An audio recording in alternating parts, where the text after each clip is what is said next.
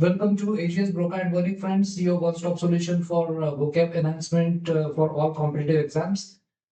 Today, I'm back with you with another set of questions and some content which will explain to us how the words extend to various other words, how the branches of this vocab tree expand on various roots, and how it is easy, how it is playful, how it is joyous process to learn new words based on this method which we have been talking about, right?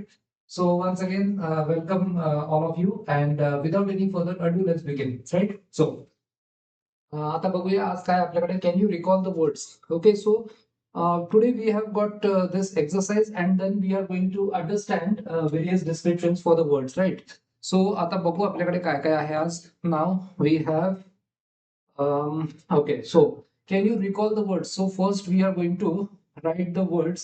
So to socialize is to fraternize, so it is a verb, so fraternize. Fraternize, N-I-Z-E, F-R-A-T-E-R-N-I-Z-E. This is Z. Z. Fraternize.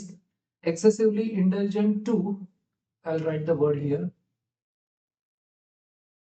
Fraternize. Okay, so now it's clear. Excessively indulgent to, so पूर्ण खूप हट्ट पुरवणारं, लाड पुरवणारं, लाड करणारं, खूप अतिप्रेम करणारा, आपल्या wife वरती अतिप्रेम करणारा असा तो अक्सोरियस हजबंड है ना. एक्सेसिव्हली इंटेलिजंट टू आणि doting on, so uxorious. This is uxorious. Number three is full dress with ribbons. Full dress with ribbons, insignia. This is insignia, badge of office, etc. So that is regalia. That is regalia, full dress, right? Number 4, obsessed in one area or with one overriding. Overriding means what? One interest. Overriding interest means one interest takes place of all other interest है ना. बाकीच्या सर्व इंटरेस्टला हा overriding interest आहे तो खाली दाबून टाकतो, मागे टाकतो, right. So something which overrides. So this is monomaniacal adjective. So this is monomaniacal.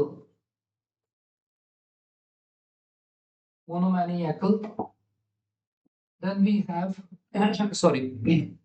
Next we have number 5, having a compulsion to set fires, right? So having a compulsion to set fires, adjective. This is pyromaniacal. Pyromaniacal, adjective. Number 6, having a psychological compulsion to steal. Psychological compulsion, right? So एक प्रकारचा मानसिक compulsion, मानसिक आजारच, that is adjective विचारलाय. So kleptomaniacal, वस्तू चोरण्याचं compulsion, right. So kleptomaniacal. Person who sets fires for revenge, बदला घेण्यासाठी किंवा नुकसान करण्याच्या हेतूने जो आग लावतो, that is इन्सेंडियरी.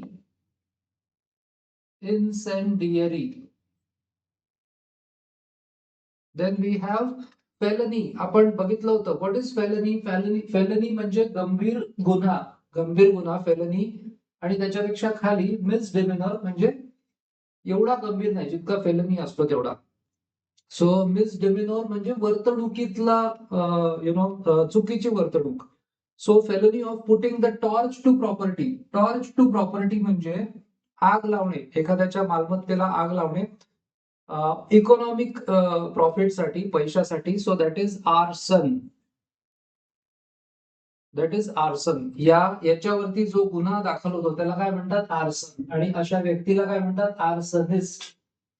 Number 9, obsessive need for sexual gratification by a male. Sexual gratification by a male is this is satyromania. This is मॅनिया और सॅटिरियासिस हा पण एक ऑब्सेसिव्ह नीड आहे ही, म्हणजे हा एक आजारच आहे, राईट? सो सॅटिनोमॅनिया और then we have next satyriasis or satyriasis. Let's write the word here.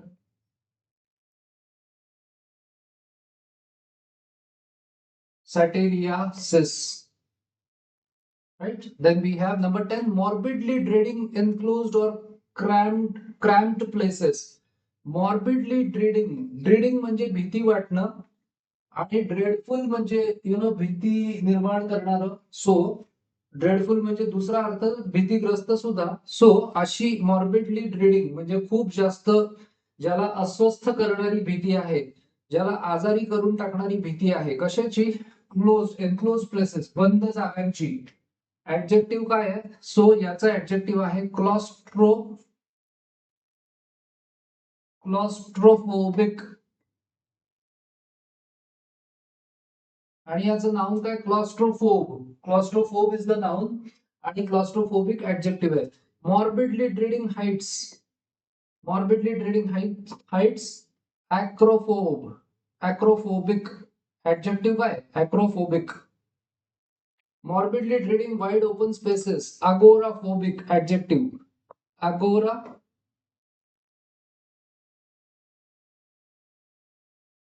अगोराफोबिक, right?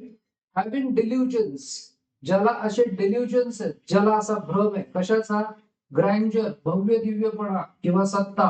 माझं खूप भव्य दिव्य असं काहीतरी आहे, माझ्याकडे खूप मोठी सत्ता आहे, असा ज्याला भ्रम आहे, ज्याला डिल्युजन आहे, त्याला काय म्हणतात? मेगॅलोमॅनियाकल. मेगॅलोमॅनियाकल.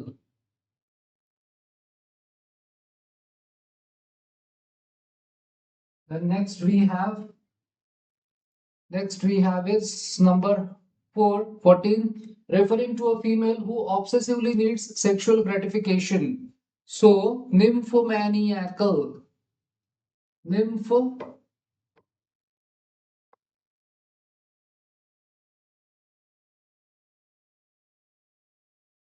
Nymphomaniacal. Alcoholism is dipsomania.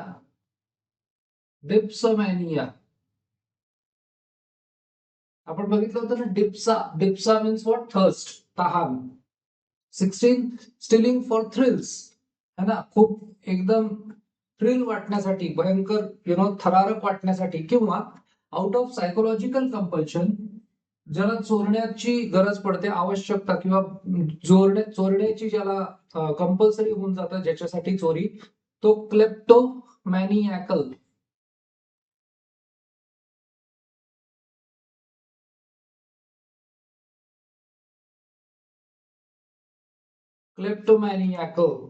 Brotherly is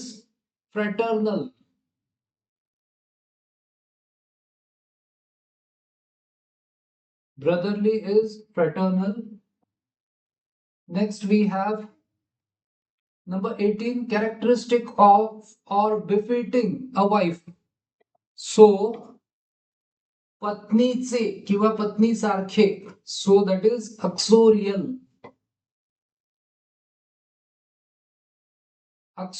Behavior म्हणजे some behavior which is characteristic of a wife or befitting to a wife. पत्नी सारखं behavior, referring to characteristic of or involved in the matrimonial relationship. So matrimonial relationship is marital.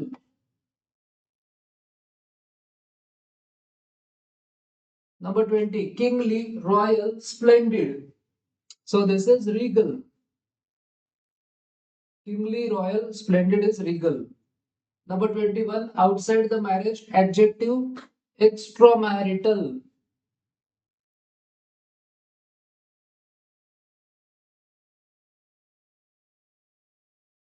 है ना, extramarital. Next we have number 22, before marriage, that is premarital. Adjective, premarital. So pre means before marriage, premarital. So this is where we conclude session 30 है ना. इथे आपलं session 30 संपलं. Session 31 आता आपल्याला काही डिस्क्रिप्शन बघायचंय आपल्याला. आपण जे आता वर्ड शिकलो त्याच पुढे डिस्क्रिप्शन आहे किंवा त्याचं पुढे एक्सटेन्शन आहे. त्याच्यावरनं बनलेले अनेक जे वेगळे आणखी वर्ड्स आहेत त्याच्याबद्दल आहे. Origins and related words. No reverence. Reverence म्हणजे काय? आदर. ओके, रेव्हरन्स म्हणजे आदर. Okay, so the iconoclast. Iconoclast म्हणजे काय? असा व्यक्ती जो अनादर करतो. ओके, आयकोनोक्लास्ट म्हणजे जो बंडखोरी करतो असं असं पण त्याला म्हणता येईल. किंवा जो आयकोनोक्लास्ट म्हणजे जो बाकीचे सर्व लोक ज्याच्यावरती विश्वास ठेवतायत, बाकीचे सगळे लोक ज्याला मानतायत, तर त्या गोष्टीला हा जो आयकोनोक्लास्ट आहे तो मानत नाही. तो म्हणतो की बाकी सगळे लोक मानतायत म्हणून मी याच्यावरती विश्वास ठेवणार नाही, असा तो बंडखोर असतो. किंवा त्याला बंडखोरच असा शब्द आहे आयकोनोक्लास्ट. सो आयकोनोक्लास्ट काय करतो? स्नियर्स. स्नियर्स म्हणजे थट्टा करतो, टिंगल करतो. ऍट कन्व्हेन्शन अँड ट्रेडिशन म्हणजे रूढी परंपरांची थट्टा करतो. आणि attempts to expose our cherished beliefs. जे असे काही आमचे जे बिलीफ सिस्टम आहे, आमचे जे विश्वास आहेत, आमच्या ज्या धारणा आहेत, ज्या आम्ही जतन करून ठेवल्या आहेत, त्याच्या विरुद्ध तो बंड करून उठतो, हा आयकोनोक्लास्ट. त्यानंतर अवर रिव्हिअर ट्रेडिशन्स. अशा ज्या परंपरा आहेत की ज्यांचा आम्ही आदर करतो त्यांच्या विरुद्ध हा बंड करून उठतो आयकोनोक्लास्ट. ऑर अवर, पुढे काय? Or our stereotypical thinking. किंवा आपण म्हणतो ना साचेबद्ध अशी विचारसरणी असताना एक साचेबद्ध विचारसरणीच्या विरुद्ध बंड करून उठतो हा जो असतो ना iconoclast. So as shams and myths. तो म्हणतो शॅम आहे सगळं. शॅम मीन्स सगळं हे खोटं आहे आणि सगळं हे मिथक आहे असं तो म्हणतो. H L. Mencken was the great iconoclast of 1920s. 1920 मध्ये असा एक आयकोनोक्लास्ट होऊन गेला. त्याचं नाव होतं एच.एल. मेन्केन. नंतर Tom Wolfe. Tom Wolfe the candy coloured tangerine flake streamline baby of the 1960s. Okay, हे 1960 मधलं आणि 1920 मधलं. ऍडोलेसन्स. ऍडोलेसन्स इज ज्याला म्हणतात किशोरावस्था, पौगंडावस्था. Adolescence is that confused and rebellious. Adolescence मध्ये, किशोरावस्थेमध्ये असं बंड करून उठण्याची प्रवृत्ती असते है ना. So it is that rebellious time of life in which iconoclasm है ना, अशी जी वृत्ती आहे iconoclasm is quite normal. So Norman Lewis says की असं एक वय असतं त्यामध्ये बंडखोरी ही क्वाइट नॉर्मल असते, कारण की ते वयच तसं असतं. So indeed the adolescent who is not iconoclastic. असा एखादा किशोरावस्थेतला कोणी जर का आयकोनोक्लास्टिक नसेल, टू सम डिग्री, काही ना काही प्रमाणात तरी तो जर का आयकोनोक्लास्टिक नसेल, तर कदाचित तो म्हणतोय की it may be considered either immature. कदाचित तो इमॅच्युअर समजला जाईल किंवा मॅल ऍडजस्टेड असावा है ना. So the words are from econ, a religious image, plus claim to break. Right? आता मॅल ऍडजस्टेड म्हणजे काय? तर mal is a negative prefix. Adjust करणं म्हणजे काय? तर ऍडजस्ट करतो आपण. सो जो ऍडजस्ट करू शकत नाही असा मॅल ऍडजस्टेड. सो आता पुढे आहे the words are from econ, a religious image, plus claim to break. Iconoclasm is not of course restricted to religion. So iconoclasm ही जी एक वृत्ती आहे ती काही फक्त धर्मापुरतीच मर्यादित नाहीये. म्हणजे जो धर्माविरुद्ध, जो प्रस्थापित धर्माविरुद्ध बंड करून उठतो तोच फक्त आयकोनोक्लास्ट आहे असं काही नाहीये. तेवढ्यापुरती ही जी संज्ञा आहे, हा जो शब्द आहे तेवढ्यापुरता मर्यादित नाहीये, याची व्याप्ती बरीच मोठी आहे. ओके, त्यानंतर let's take a look at next. We have next number 2 is there a god. Okay, so आता देव आहे का, नंतर देव आहे आणि देव आहे किंवा नाही हे सांगता येत नाही, अशा 3 विचारसरणी आणि पुढे पण काही विचारसरणी आहेत. सो वेगवेगळ्या विचार पद्धती, वेगवेगळ्या वेगवेगळे विश्वास असलेले असे आपण काही हे बघणार आहोत. Atheist combines the Greek negative prefix a म्हणजे negative prefix with theos means God. So atheist म्हणजे काय? देव नाही असं म्हणतो तो नास्तिक. So do not confuse atheism atheism with agnosticism. Agnostic म्हणजे काय? ॲग्नॉस्टिसिझम म्हणजे अज्ञेयवाद. सो अज्ञेयवादी आणि नास्तिक हे वेगवेगळे आहेत. ओके, सो एक झाला अज्ञेयवादी आणि एक आहे नास्तिक, जो आहे एथिस्ट, है ना. हे दोन्ही वेगवेगळे. सो हे कन्फ्युज व्हायचं नाहीये. ॲग्नॉस्टिक हा जो असतो तो वेगळी विचारसरणी आहे आणि एथिस्ट ही वेगळी विचार पद्धती असलेला मनुष्य, right. So the philosophy, agnosticism म्हणजे काय? ॲग्नॉस्टिसिझम म्हणजे काय? अज्ञेयवाद म्हणजे काय? The philosophy that claims that God is unknowable. अज्ञेयवाद काय म्हणतो? अज्ञेय, ज्याचं ज्ञान होऊ शकत नाही. सो ॲग्नॉस्टिक काय म्हणतो की गॉड इज अननोएबल, देवाचं ज्ञान होऊ शकत नाही. आता याच्यामध्ये एक इंटरेस्टिंग गोष्ट अशी आहे, तो म्हणतो दॅट ही म्हणजे God, he may or may not exist. म्हणजे जो अज्ञेयवादी जो आहे तो म्हणतो की देव आहे हे सुद्धा प्रूव्ह करता येत नाही आणि देव नाही हे पण प्रूव्ह करता येत नाही, म्हणजे तो मध्ये असतो. सो त्याला जर का आस्तिक माणूस जर का अज्ञेयवादी माणसाला म्हणाला की देव आहे, तर हा म्हणेल की प्रूव्ह करता येत नाही, सो सांगता येत नाही. आणि जर का नास्तिक याला म्हणाला देव नाही, तर त्यालाही तो म्हणेल प्रूव्ह नाही करता येत. सो असा तो अज्ञेयवादी, agnostic. So he may or may not exist and that human beings can never come to a final conclusion. म्हणजे आपण काही फायनल निष्कर्षच काढू शकत नाही असं अज्ञेयवादी म्हणतो. देव आहे हाही निष्कर्ष काढता येत नाही, पण देव नाही असंही म्हणता येत नाही, right. So the agnostic does not deny, म्हणजे तो असं नाही म्हणत, तो धुडकावून नाही लावत, है ना. देवाचं अस्तित्व धुडकावून लावत नाही. Does not deny the existence of a deity. जसा एथिस्ट जो आहे, नास्तिक जो असतो, तो धुडकावून लावतो. नास्तिक म्हणतो नाहीच आहे, तसं काही हा अज्ञेयवादी म्हणत नाही. नाहीये असं म्हणत नाही, पण तो आहे असं पण म्हणत नाही, right. So but simply holds that no proof can be adduced one way or the other. त्याचं प्रूफ नाही मिळत. अज्ञेयवाद्याचं म्हणणं असतं की आपल्याकडे प्रूफ नाहीये. सो तो म्हणतो मी देव आहे असं सुद्धा म्हणणार नाही आणि देव नाही असंही म्हणणार नाही. म्हणून त्याचं नाव आहे अज्ञेयवादी, ज्याला ज्ञान नाही त्याचं. सो त्यानंतर पुढे आपण बघूया काय next. How to know. So agnostic which is also an adjective. Agnostic, which is also an adjective, is built on Greek root gnostos. Gnostos म्हणजे काय? नो. Gnostos म्हणजे नोन, जे ज्ञात आहे, है ना, ज्ञात आहे असं. And the negative prefix a.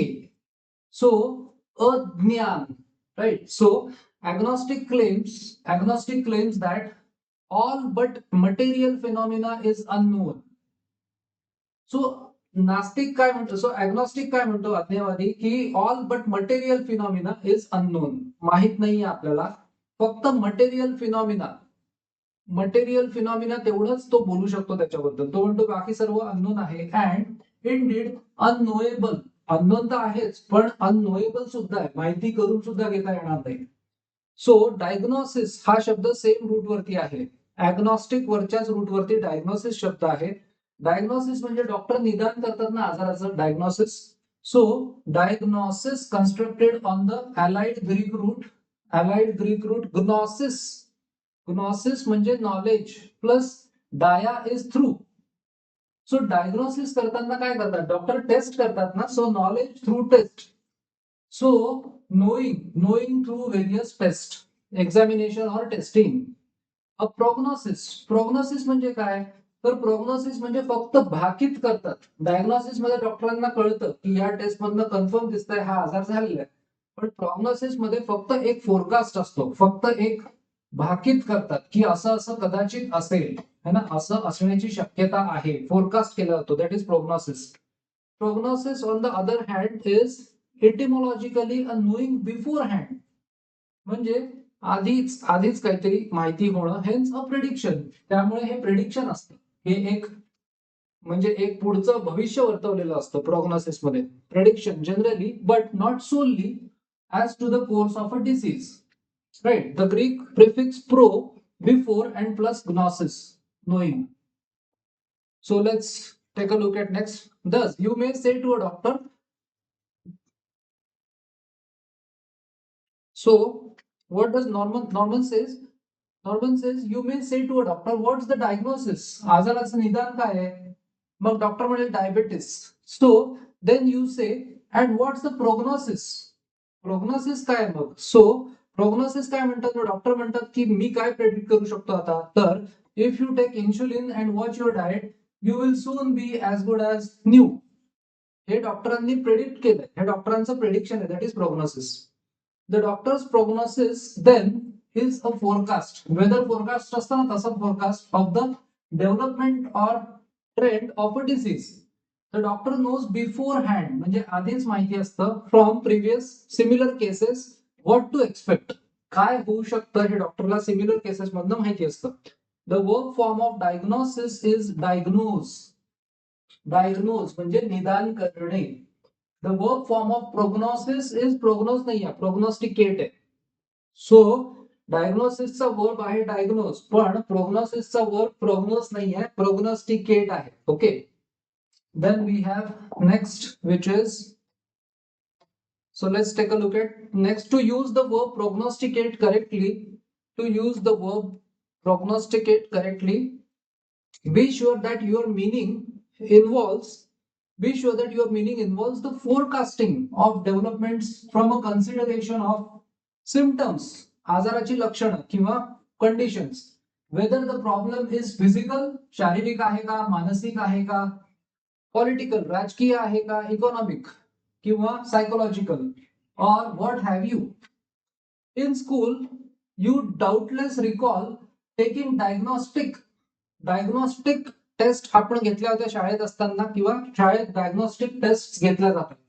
So या डायग्नोस्टिक टेस्ट का बरं घेतल्या जातात? तर these measured not what you were supposed to have learned during the semester, but पण या डायग्नोस्टिक टेस्ट मधनं काय आपल्याला काय म्हणजे आपल्याकडनं काय टेस्ट केलं जायचं? तर general knowledge in a field.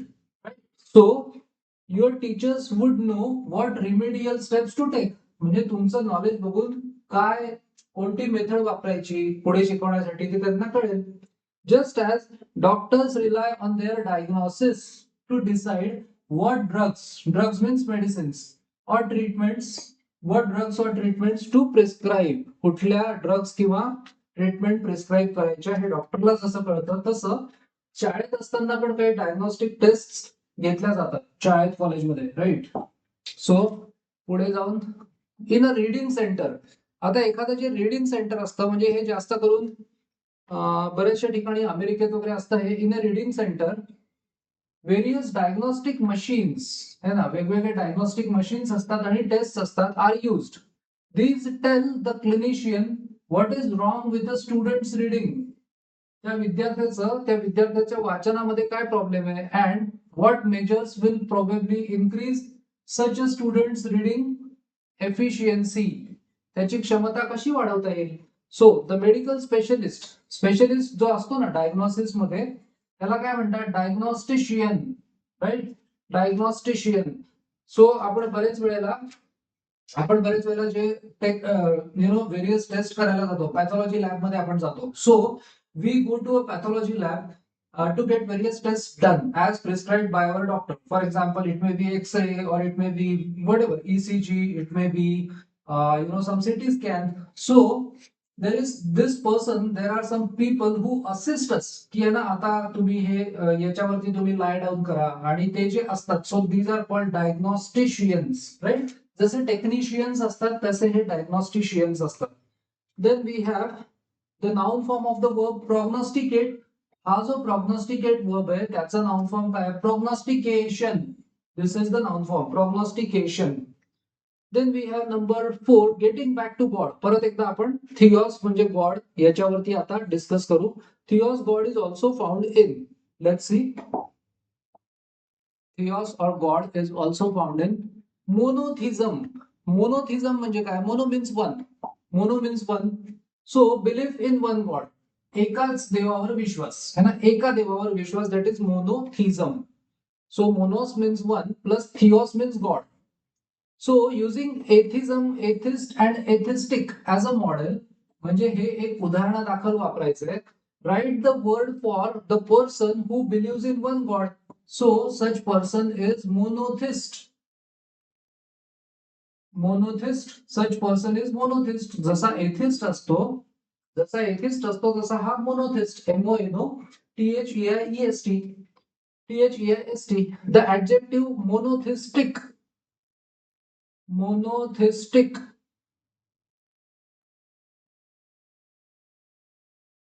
Right? Monotheistic. Second is polytheism. Poly means many, है ना? Poly means many. So polyglot नावाचा शब्द ऐकलाय ना? Polyglot, right? Polytechnic, same. So poly means many plus theos. So polytheism, belief in many gods. Polytheism is belief in many gods. बऱ्याच देवांवर विश्वास, as in ancient Greece or Rome. So the person with such a belief, polytheist. Person with such a belief is polytheist. And the adjective polytheistic. Polytheistic. Number 3, pantheism. Pantheism मध्ये pan. Pan आहे. Pan means काय? All. So याच्यावरती sorry. Just give it one second. Yes. Sorry. Okay. So pantheism मध्ये pan means all. याच्यामध्ये जसं एक pandemic मध्ये pan होतं, त्यानंतर पॅनोरामा है ना, पॅनोरामा याच्यामध्ये पॅन आहे. त्यानंतर पॅन इंडिया लेवलवरती कॉन्टेस्ट आहे, म्हणजे पूर्ण. सो पॅन म्हणजे सगळीकडे किंवा all. So believe that God is not in man's. So pantheism मध्ये काय बिलीफ आहे? God is not in man's image, म्हणजे मानवाच्या इमेज मध्ये नाही god, but is a combination of various forces. Combination of all forces of the universe, म्हणजे ज्या विश्वातल्या ज्या सगळ्या शक्ती त्यांचं एकत्रितपणे देव आहे. So pan means all plus theos. The person is called pantheist. Pantheist म्हणजे असा व्यक्ती जो म्हणतो की देव हा व्यक्ती रूपात नाही, व्यक्तीच्या प्रतिमेत नाही, तर विश्वातल्या सगळ्या फोर्सेसचं ते कॉम्बिनेशन आहे. ऍडजेक्टिव्ह काय? पॅन्थिस्टिक.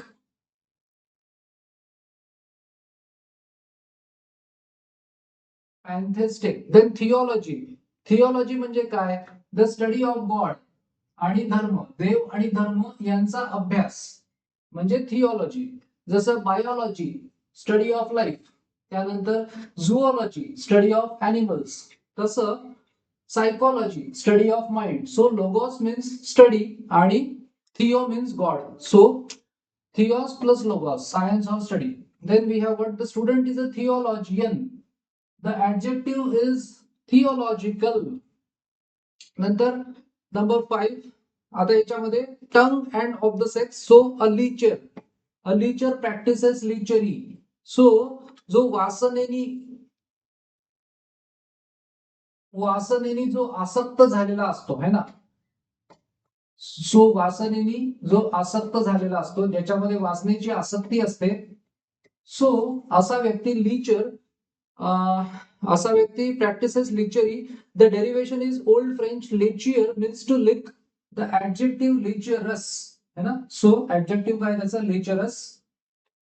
Next, many close or not so close synonyms. आता बरेचसे याच्यावरती जवळपासच म्हणजे यांचे मिनिंग्स आहेत, बऱ्यापैकी similar. Most of them also and significantly starting with the letter L, a sound formed with the tongue, supposedly the seat of sensation. Okay, so one is libidinous, from libido is pleasure. Second is lascivious, from lasciva is wantonness. Lubricious, from lubricus slippery, the same root found in lubricate. The noun is lubricity. Then we have licentious, from licere to be permitted, license to be permitted, the root from which we get license.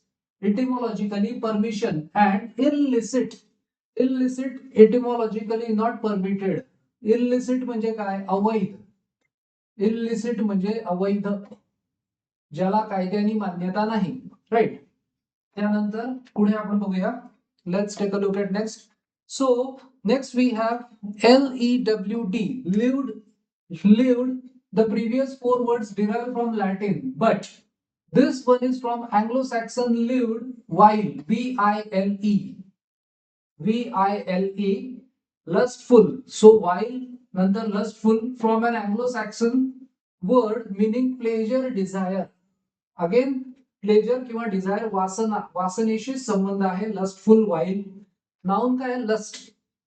Libidinous, lascivious, lubricious, licentious, lewd, lecherous, lustful are 7 adjectives that indicate sexual desire, vasanechi asakti, and or activity. The implication of all 7 words is more or less derogatory, है ना, अपमानास्पद आहे, ते काही praise word नाही आहे, derogatory meaning आहे ना. सो त्यांचे अर्थातच अपमानजनक किंवा नकारात्मकतेचे सगळे अर्थ आहेत. Each adjective becomes a noun with the addition of the noun suffix ness. Lubricity and lust are alternate noun forms of 2 of the adjectives. Okay, then we have next, which is number 6 of sex and the H, ITCH. So prurient, prurient from Latin prurio, to itch, to long for. Again, long for, asakti is related to itch, ITCH. Describes someone who is filled with great sexual curiosity, laingik akarshan, desire, longing, etc. Can you form the noun prurience? Prurience. Then we have pruritus. Pruritus from the same root is a medical condition in which the skin, जी त्वचा आहे ती खूप इची होते, त्याला खास सुटते त्वचेला, but without a rash. Rash येत नाही किंवा eruptions. Okay. Scratch enough, of course, as you will be irresistibly tempted. म्हणजे तुम्हाला इतकी ते कंपल्शन निर्माण होईल की तुम्ही त्याचा प्रतिकार करू शकणार नाही. To do and something like a rash will soon appear. The adjective is pruritic. This is pruritic. Then we have next, which is, after pruritic we have 7 under and over. So what is under and over? So hypochondria. Hypochondria is built on 2 Greek roots. Hypos means under. Hypo म्हणजे under, hyper म्हणजे over. आपण म्हणतो ना किती hyper active आहे, over, आणि हायपो म्हणजे कमी, हायपर म्हणजे जास्त. सो कॉन्ड्रोस, कॉन्ड्रोस म्हणजे काय, तर कार्टिलेज. कार्टिलेज म्हणजे आता कसं सांगता येईल, तर कार्टिलेज म्हणजे बोन सारखं असतं पण बोन नसतं. जसं आता हे आपण म्हणतो नाकाचं हे जे हाड आहे, तर इथे एक थोडस जाड असं असतं आणि ते ऍक्च्युली प्रोटेक्ट करत असतं, right. That is called cartilage. So त्याला आय थिंक त्याला काहीतरी उपस्थी असं त्याला शब्द आहे, right. So the cartilage of the breastbone, छातीचं. This may sound far fetched. तर म्हणते ऑथर सेज, तुम्हाला वाटेल फार फेच्ड आहे, खूप अतिशयोक्ती आहे, until you realize that under the breastbone is the abdomen. Abdomen म्हणजे छाती आणि येस म्हणजे पोटाला म्हणू शकतो आपण. Abdomen is पोटाचा भाग आहे ना. So the ancient Greeks believed that morbid anxiety, अतिशय अस्वस्थ करणारी, अतिशय आजारी करणारी अशी जी अँझायटी आहे कोणाच्या तरी तब्येतीविषयी, ती कुठून येते, ऍब्डोमेन मधनं, है ना, ती पोटातनं येते. And no one is more morbidly, unceasingly and unhappily अँशियस about health than the hypochondriac. म्हणजे हायपोकॉन्ड्रियाक जितका अस्वस्थ असतो ना आपल्या तब्येतीविषयी, तितका कोणीच नसतो. सो कॉन्ड्रोस हे जे ना रूट, सो कॉन्ड्रोस हे जे रूट आहे त्याला म्हणतात कार्टिलेज ऑफ द ब्रेस्टबोन. आणि सो ब्रेस्टबोनच्या खाली ऍब्डोमेन असतं, पोटाचा भाग म्हणू शकतो आपण त्याला. So hypochondriacs means hypochondriac is म्हणून मी अपोस्ट्रोफी वापरलाय. Hypochondriac is also an adjective, an alternate and more commonly used adjective form is hypochondriacal. है ना, hypochondriacal. Then we have next, which is 19. Hypos means under. Hypos means under म्हणजे कमी किंवा खाली. So hypos means under is a useful root to know. The hypodermic needle कमी किंवा खाली. So ती काय करते, hypodermic penetrates under the skin. स्किनच्या खाली जाते ना. अ हायपोथायरॉइड पर्सन म्हणजे ज्याची थायरॉइड ग्रंथीची ऍक्टिव्हिटी कमी आहे, right. So under working thyroid gland है ना, हायपोथायरॉइड. आणि हायपोटेन्शन म्हणजे लो ब्लड प्रेशर आणि हायपर टेन्शन म्हणजे जास्त high blood pressure. So on the other hand hyper is the Greek root meaning over म्हणजे जास्त. So the hypercritical person is excessively fault finding. आपण एखाद्याला म्हणतो ना की तू कायम why do you always criticize other, why are you so critical of others. So जो hyper critical असतो, such person has got a habit of finding faults and that too excessively. प्रत्येक ठिकाणी त्याला faults दिसतात. Such person is called hypercritical, right. Then we have hyperthyroidism. Hyperthyroidism म्हणजे मध्ये काय, thyroid ग्रंथीचं जे ऍक्टिव्हिटी असते ती ओव्हरवर्किंग असते. Is an overworking of the thyroid gland. Hypertension is high blood pressure and you can easily figure out the meanings of hyperacidity. लोक म्हणतात ना मला हायपर ऍसिडिटी झाली आहे. Hyperactive, then hypersensitive, खूप जास्त सेन्सिटिव्ह. हायपर ऍक्टिव्ह, खूप जास्त active. The adjective forms of hypotension and hypertension are hypotensive आणि hypertensive. हे adjective form आहेत. IVE suffix. IVE हे suffix आहे याचं, है ना. So the suffix is IVE. Let's take a look at next, which is okay. So we have ended here, right? So we have today we have ended another session full of exciting words and a lot of new words from the previous roots that we learned. Plus we learned a few more roots in today's session. So there are more videos to come. This book is like 850 words or something. So so far we have got 53 sessions. I think this is 53rd. I think we still have about, let's say, 15 sessions more, right? So as I said, if you learn this book thoroughly and with interest, you will get a new perspective on how to develop your vocabulary, right? Because as we say, for anyone for anyone who is aspiring for a good personality, for anyone who is looking forward to create that first impression for which he or she doesn't get a second chance, your vocabulary should be good. The way you speak should appeal to others. You should leave a long lasting impression. You should create a mark for yourself, right? So for all these things and for competitive exams preparation, Word Power Made Easy is the only option, and it is the only and the most amazing option. So stay tuned, keep joining the sessions, watch videos, take notes, stay blessed, and thank you so much.